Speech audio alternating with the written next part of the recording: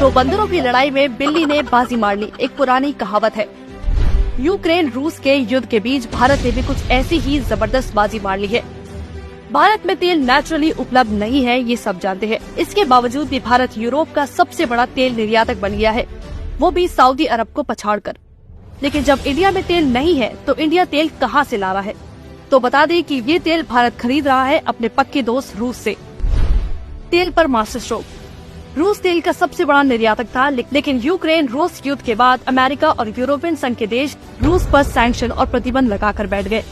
ऐसे में भारत ने रूस से संबंध नहीं तोड़े, बल्कि उससे और ज्यादा तेल खरीदना शुरू कर दिया, जिसके चलते अमेरिका, यूके और यूरोपियन देश भारत पर दबाव बनाने लगे।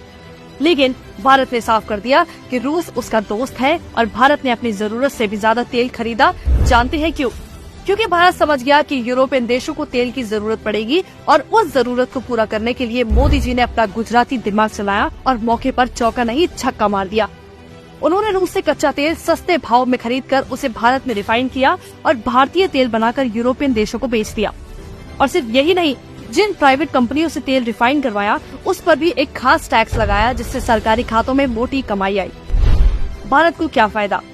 सबसे पहला फायदा हुआ कि इससे भारत के रिश्ते रूस से मजबूत हुए। इसके साथ ही यूरोपियन देशों की तेल की जरूरत में भारत संकट मोचक बन गया, जिससे हमारी विदेश नीति मजबूत हुई। तीसरा और सबसे अहम फायदा था फॉरेक्स कमाने का। अगर ये डील डॉलर में होती तो इसमें भारत को कोई फायदा नहीं होता, लेकिन क्योंकि रूस पर डॉलर में ट्रेड करने पर बैन था, मोदी जी ने इस मौके पर चौका मारते हुए रुपये में रूस से तेल खरीदा और यूरो में यूरोपियन देशों को बेचा। इससे हुआ क्या? यूरो के भारत में आने से देश का फॉरेक्स बढ़ गया और रूस में भारतीय पैसा इतना इकट्ठा हो गया कि जब उन्हें समझ में नहीं आया कि इस पैसे का क्या करें, तो भारत ने रूस के सामने एक डील रखी कि वो भारत से ही कुछ खरीद कर ये पैसा वापस भारत में इन्वेस्ट कर दे। रूस ने $8 बिलियन में से $4 बिलियन के रक्षा उपकरण खरीद लिए, जिससे हुआ क्या?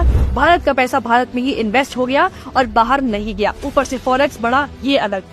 ये तो वही बात हुई आम के आम गुठलियों के दाम। मोदी जी ने साबित कर दिखाया कि बिजनेस करना है तो एक गुजराती से बेहतर कोई नहीं है। उनके अंदर गुजरात का ये पानी पूरे देश के काम आ गया। मोदी ने ट्रेडिंग करके इतना पैसा कमा लिया कि सऊदी के प्रिंस का सिर चकरा गया होगा, क्योंकि तेल तो उसके पास है। फिर भारत सबसे बड़ा तेल निर्यातक कैसे बन गया? अब सोचिए, अगर कांग्रेस होती तो ये पैसा देश को नसीब होने के बजाय उसी की जेबों में चला जाता। वो तो जाते जाते भी ऑयल बॉन्ड्स का बोझ मोदी सरकार पर डाल गई थी, लेकिन मोदी जी ने उसी तेल से देश के लिए पैसा कमा लिया। ये फायदा है आपके एक सही वोट का। इसलिए इस बार भी सही को चुने, क्योंकि ये देश बहुत मुश्किल से यहाँ तक पहुँचा है। इसे बचाना अब आपके हाथ में है।